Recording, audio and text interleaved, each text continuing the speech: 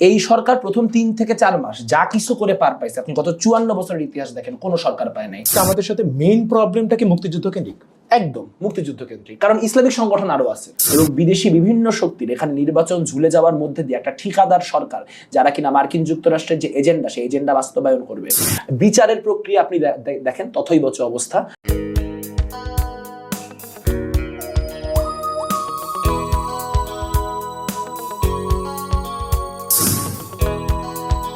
দর্শক, স্বাগত জানাচ্ছি খবর সংযোগের নিয়মিত আয়োজন আড্ডা সংযোগে।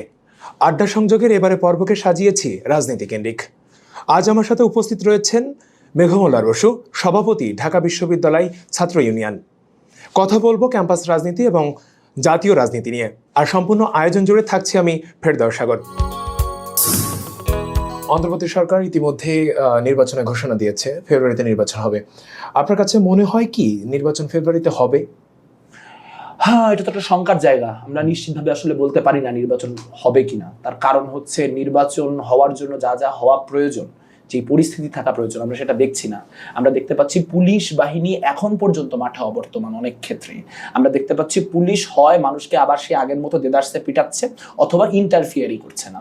তাহলে আসলে এই সারা দেশে নির্বাচন করার জন্য আপনি মিলিটারিকে কতখানি ব্যবহার করবেন, এবং মিলিটারিকে ব্যবহার করার যে প্রেসিডেন্স তৈরি হচ্ছে সেটা বাংলাদেশের রাজনীতিকে কতখানি ক্ষতিগ্রস্ত করবে, সেই সংখ্যাগুলি থাকে। সাথে এই সংখ্যাও থাকে যে আওয়ামী লীগ তারা তো অন্তর্ঘাতের যে চেষ্টা, সেই অন্তর্ঘাতের চেষ্টা এখনো ছাড়েনি, ফলে তারা অন্তর্ঘাতের চেষ্টা করবে। এবং বিদেশি বিভিন্ন শক্তির এখানে নির্বাচন ঝুলে যাওয়ার মধ্যে দিয়ে একটা ঠিকাদার সরকার, যারা কিনা মার্কিন যুক্তরাষ্ট্রের যে এজেন্ডা, সেই এজেন্ডা বাস্তবায়ন করবে, সেরকম একটা ঠিকাদার সরকার টিকে যাওয়ারও, টিকিয়ে রাখারও একটা এজেন্ডা রয়েছে। সবকিছু মিলিয়ে পরিস্থিতি খুবই ভলেটাইল। এই মুহূর্তে আপনার সংগঠন ছাত্র ইউনিয়ন যে রাজনৈতিক দল, আপনার সংগঠনের মত কি হবে যে ফেব্রুয়ারিতে নির্বাচন কি সঠিক সময়? অবশ্যই নির্বাচন এবং ট্রানজিশন এই সরকারের যে নিজেকে এতগুলো এজেন্ডা দিছে, এটা কোনো প্রয়োজন ছিল না। এদের কাজ ছিল দুইটা। একটা হচ্ছে যারা এই 24-এর গণহত্যা সংগঠিত করেছেন তাদের বিচার নিশ্চিত করা, যারা আহত তাদের পুনর্বাসন নিশ্চিত করা, একটা ভালো নির্বাচন দেওয়া। কিন্তু তারা এই যে 55 বছরের রাষ্ট্র কাঠামো বদলাবো, এই দর্শন, ওই ফিলোসফি, এইটা ওইটা সেটা করতে গিয়ে এমন একটা জগা খিচুড়ি পাকিয়েছে যে আমাদের যে দুইটা মূল এজেন্ডা, ওই দুইটা মূল এজেন্ডা আদৌ বাস্তবায়ন হবে কিনা সেটা নিয়ে আমরা সন্দিহান হয়ে পড়েছি। বিচারের প্রক্রিয়া আপনি দেখেন তথৈবচ অবস্থা। আপনি দেখেন আপনার এই যেটা পুনর্বাসনের অবস্থা, সেটাও তথৈবচ অবস্থা। মাঝখান থেকে কি হয়েছে, উচ্চ কক্ষ, নিম্ন কক্ষ, পিআর সিস্টেম, এইটা ওইটা সেইটা 1 লক্ষ ম্যান্ডেট নিয়ে একটা জগা খিচুড়ি অবস্থা। কিন্তু এবং যাদের মাঠে একদম বেসিক আইন শৃঙ্খলা পরিস্থিতি নিয়ন্ত্রণ করার ক্ষমতা নাই, তাদের মুখ থেকে এত সংস্কারের কথা শুনলে তো পাবলিক সেটাকে খুব ভালোভাবে। যদি এই মুহূর্তে নির্বাচনটা হয়েও যায়, আপনি আসলে কাকে ক্ষমতা দেখতে চান? আপনার কি মনে হয়? দেখেন, এই মুহূর্তে আমি তো অবশ্যই বলবো যে আমি বামপন্থীদের ক্ষমতায় দেখতে চাই, কিন্তু সেটা তো বাস্তবতার পরিস্থিতি সেরকম না। আমি যদি বলি যে বামপন্থীরা আগামী নির্বাচনে ক্ষমতায় আসবে, আপনি হাসবেন। কিন্তু মুশকিলটি হচ্ছে যে এটার বাইরে আমার কোনো আমি এটাই চাই। আমি চাই যে বাংলাদেশ বামপন্থীদের অবস্থান উন্নততর জায়গায় যাক। এর বাইরে আসলে কে নির্বাচিত হোক তাতে আমাদের খুব বেশি কিছু যায় আসে না। কিন্তু এখানে গুরুত্বপূর্ণ ফ্যাক্টর হচ্ছে যে এই গত 1 বছরে আমরা দেখতে পেয়েছি বাংলাদেশে অতি দক্ষিণপন্থার একটা ভয়াবহ উত্থান ঘটেছে। নির্বাচনকে কেন্দ্র করে সেই অতি দক্ষিণপন্থীদের রাজনৈতিক কার্যকলাপ কি হবে এবং সেটাকে কেন্দ্র করে বাংলাদেশ একটা অস্থিতিশীলতার দিকে যাবে কিনা, তাই নিয়ে আমরা খুবই শঙ্কিত। সবার সম্মিলিত প্রচেষ্টায় 16 বছরের আওয়ামী রেজিমকে আপনারা পতন ঘটিয়েছেন। সকলের একটা সম্মিলিত প্রচেষ্টা এখানে ছিল। কিন্তু 1 বছর যেতে না যেতে আমরা দেখছি যে সব দলের মধ্যে এখন ঝামেলা, এক পক্ষকে কথা ছুড়ছে। ইনফ্যাক্ট আমরা দেখছি যে কোথাও কোথাও সংঘর্ষের পর্যায়ে চলে যাচ্ছে। এই বিষয়টা আসলে আমাদের ঐক্য, আপনাদের যে রাজনৈতিক দলগুলো ছিল সেই রাজনৈতিক দলগুলোর মধ্যে ঐক্যের অভাব আছে। রাজনৈতিক সংগঠনগুলির মধ্যে তো আসলে প্রতিযোগিতামূলক সম্পর্ক, কাজে তাদের মধ্যে অনৈক্য থাকবেই। কিন্তু যেটা নির্ধারণ করা দরকার ছিল যে সেটা এক্সিস্টেন্সিয়াল যাতে না হয়ে যায়। সেটা যে এক্সিস্টেন্সিয়াল হয়ে উঠেছে তার একটা বড় বা প্রধান কারণ হচ্ছে ইসলামী ছাত্র শিবির গত আগস্টের পর থেকে টানা তাদের যে মুক্তিযুদ্ধ বিরোধী রাজনীতি, সেই মুক্তিযুদ্ধ বিরোধী রাজনীতিকে বারবার নানান ফর্মে ফিরিয়ে এনে বাংলাদেশের মানুষকে ট্রমাটাইজ এবং ট্রিগার করছে। এবং আপনারা যা দেখতে পাচ্ছেন সেগুলো মোটামুটি তারই ফলাফল। আপনারা দেখতে পারেন 5ই আগস্টের পরে প্রথম তাদের যেই গোলাম আজমের পুত্র, তিনি বের হয়ে, তিনি একজন ভিকটিম, তিনি আয়নাঘরের ভিকটিম হিসেবে তার প্রতি আমাদের সম্মান আছে। কিন্তু তিনি বের হয়ে এসেই প্রথম আলোচনা কি করলেন যে 30 লক্ষ আসলে শহীদ কিনা এটা ফিগার আউট করতে হবে, বাংলাদেশের জাতীয় সঙ্গীত বদলাতে হবে। এবং আমরা দেখলাম শিবিরের তৎকালীন যিনি সাধারণ সম্পাদক ছিলেন ঢাকা বিশ্ববিদ্যালয়ের এখন সভাপতি এস.এম. ফরহাদ, তিনিও ফেসবুকে একই ধারার ফেসবুক স্ট্যাটাস দিলেন যে কেন বাংলাদেশের জাতীয় সঙ্গীত হিসেবে আমার সোনার বাংলা মানে কি বলবো সুটেবল না। তারপর আমরা দেখতে পেলাম তাদের মুখপত্র থেকে বলা হচ্ছে যে কিছু কিছু মুসলমান ভুল করে মুক্তিযুদ্ধ করে ফেলেছে। তারপর আমরা দেখতে পেলাম তারা হচ্ছে চিহ্নিত যে রাজাকার তা পাকিস্তানপন্থী নেতা তাদেরকে টিএসসিতে সেলিব্রেট করছে। তো যখন এবং তারা প্রতিনিয়ত গুপ্ত রাজনীতি গুপ্ত বৃত্তির চর্চা করছে। তো যখন এটি হলো আপনি দেখবেন শুরুতে তাদের সাথে যাদের খুব ভালো খাতির ছিল এই মানে এস.এম. ফরহাদদের সাথে আপনার কাদেরদের গলায় গলায় সম্পর্ক ছিল অভ্যুত্থানের সময়। আমরা তো এস.এম. ফরহাদদের চিনতাম না, আমরা তো সাদিক কায়েমদের চিনতাম না, কিন্তু যেই বাকছাসের সাথে তাদের এত ভালো সম্পর্ক ছিল সেই বাকছাসও কিন্তু এখন তাদেরকে নিয়ে যা নয় তাই বলে বেড়াচ্ছে। তার কারণ হচ্ছে তারা আসলে এই গুপ্তবৃত্তি এবং স্বাধীনতা বিরোধী যে রাজনীতি সেই রাজনীতির জায়গায় বারবার করে আঘাত করে বাকি যেই রাজনৈতিক পরিস্থিতি সেটাকে অস্থিতিশীল এবং উত্তেজনাপূর্ণ করে তুলেছে।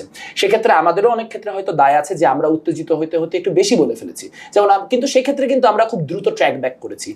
আমি 5 আগস্টের পর থেকে কিন্তু আমরা বারবার দেখছি যে প্রত্যেকটা রাজনৈতিক দল তাদের ভুল থাকলে সেটা স্বীকার করছে। এটা একটা ভালো একটা অবস্থান এখন বর্তমান রাজনৈতিক দলগুলোর মধ্যে। আপনি বলছিলেন যে জামায়াতের নেতাদের কথা, এখানে জামায়াতের নেতাদের কিছুদিন আগে ঢাকা বিশ্ববিদ্যালয়ের টিএসসিতে যে প্রয়াত যে জামায়াতের নেতাগুলো ছিলেন যারা এখন নাই তাদের ছবি প্রদর্শিত হয় সেখানে, এবং সেখানে আপনি খুব জোরালোভাবে আপত্তি তুলে কথা বলেছিলেন, আপনার নিজের ভয়েস ছিল অনেক বেশি এখানে।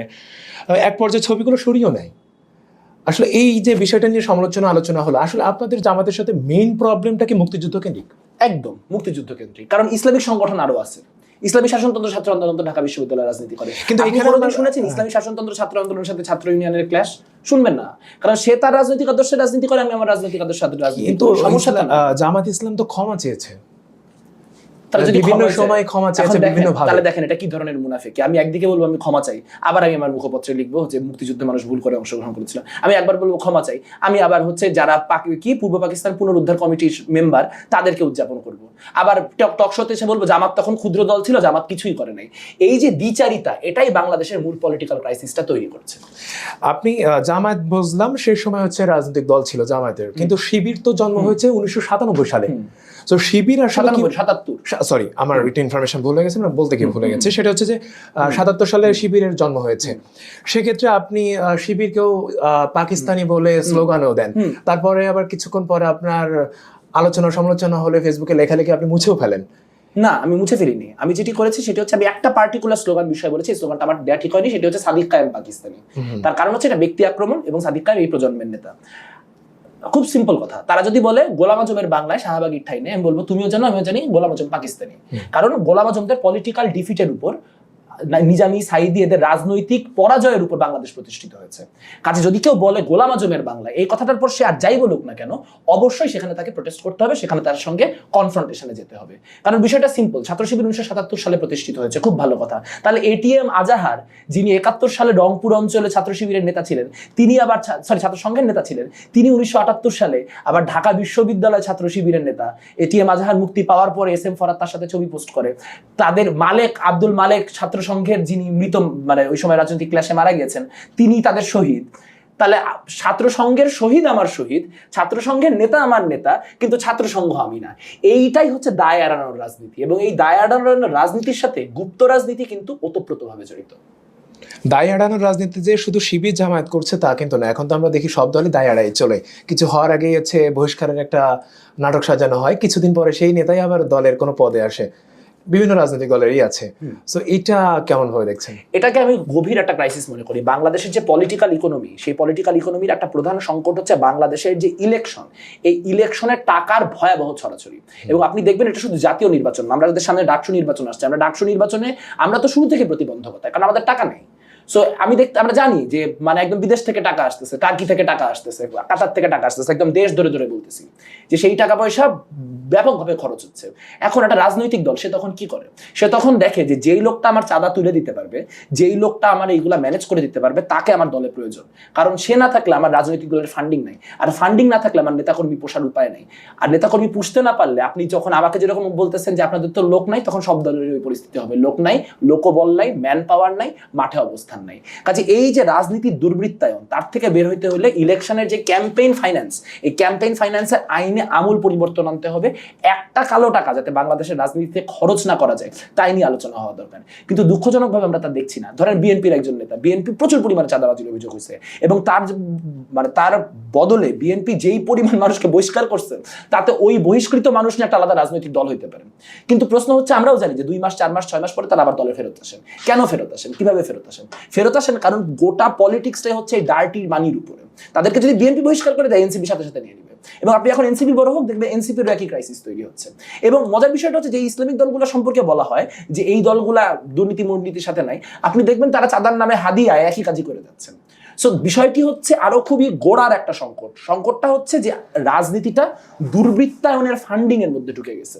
সেই কালো টাকার খপ্পর থেকে রাজনীতিকে কিভাবে বের করা যায়, তাই নিয়ে আমাদের সবার আরো গভীরভাবে চিন্তা করতে হবে এবং তার একটা সমাধান প্রপোজ করতে হবে। জাতীয় নাগরিক পার্টির কথা বলছেন কথার ভিতরে আমার আবার একটা প্রশ্ন চলে আসছে, সেটা হচ্ছে জাতীয় নাগরিক পার্টি যখন জন্ম তো বেশি দিন হয়নি, 7-8 মাস বয়স হয়েছে, এর মধ্যে বিভিন্ন সময় আমরা দেখছি যে চাঁদাবাজির অভিযোগ উঠছে। একটা নতুন রাজনৈতিক দল প্রথমেই এইভাবে যদি হচ্ছে অভিযোগটাই ওঠে, তাহলে অদূর ভবিষ্যতে এই রাজনৈতিক দলের ভবিষ্যৎকে ভালো দিকে দেখছেন আপনি? না, ভালো দিকে দেখতেছি। মানে বাংলাদেশে তো বড় মেইন স্ট্রিম পার্টি হইতে হলে চাঁদাবাজি করতে হয়। চাঁদাবাজি যারা করে না তারা কোনোদিন মেইন স্ট্রিম পার্টি হইতে পারে না। মানে আপনি বলছেন যে এই কারণে কি বাম রাজনীতি সামনে যেতে পারি না? এটা একটা বড় কারণ। কিন্তু মানে আমরা ওই ট্যাকটিক গুলো আমরা ব্যবহার করতে পারি না আমাদের আদর্শগত কারণে, যার ফলে এটা একটা বড় প্রতিবন্ধকতা। কিন্তু তা তো বলে না। আপনাদের দলের একজন এক সময় নেতা ছিল, এখন যেহেতু নাই, পিনাকি ভট্টাচার্য, খুব আলোচিত মানুষ, উনি তো বিভিন্ন সময় বলেন যে আপনারা বিভিন্ন আন্দোলনে বিএনপির কাছ থেকে টাকা নিচ্ছেন, নিয়ে আওয়ামী লীগ বিরোধী আন্দোলন করছেন। এটা কিন্তু উনি বলছেন, একবারে তো মিথ্যু। মানে ওনার মতো মিথ্যুক নাই পৃথিবীতে। উনি রাজশাহী মেডিকেল কলেজে পড়তেন। রাজশাহী মেডিকেল কলেজে ওনার একজন বন্ধু ছিল, বিপ্লবী ছাত্র মৈত্রীর। তাকে ছাত্র শিবিরের লোকেরা প্রকাশ্যে দিবালোকে খুন করছিল, এবং তার ব্যাপারে তার একটা পিনাকি ভট্টাচার্যের একটা বিশাল ব্লগ আছে।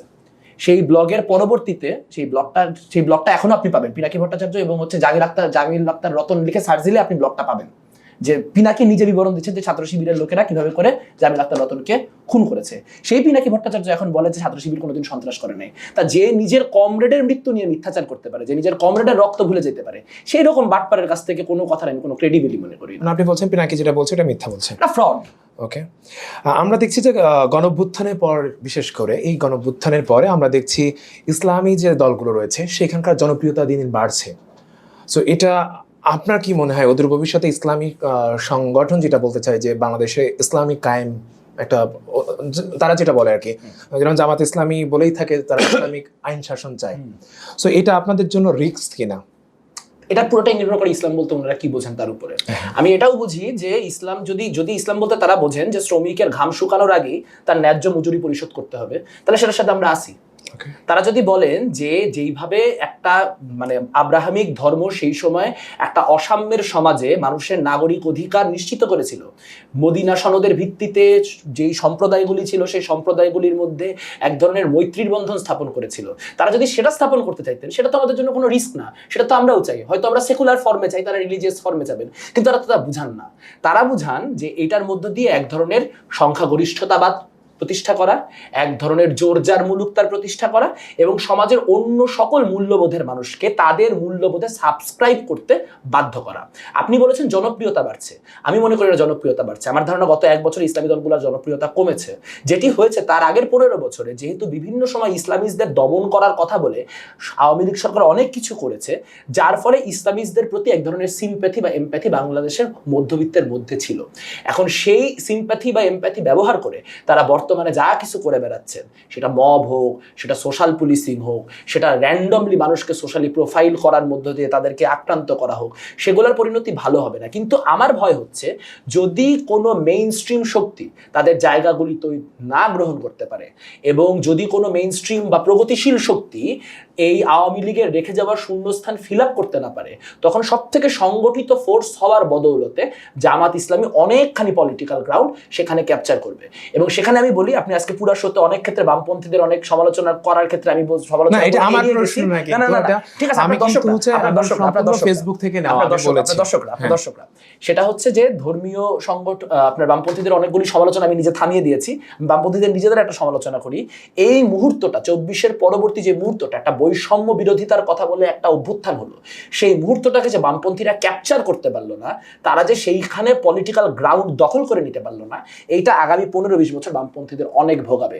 কারণ যদি অভ্যুত্থানের প্রশ্নে যেই ধরনের উদ্যোগ তরুণ বামপন্থীদের পক্ষ থেকে ছিল, ছাত্র সংগঠনগুলির পক্ষ থেকে ছিল, গণতান্ত্রিক ছাত্র জোটের পক্ষ থেকে ছিল, কালচারাল অ্যাক্টিভিস্টদের পক্ষ থেকে ছিল, সেই ধরনের উদ্যোগ আমরা সিপিবি বাসদের কাছ থেকে পাইনি।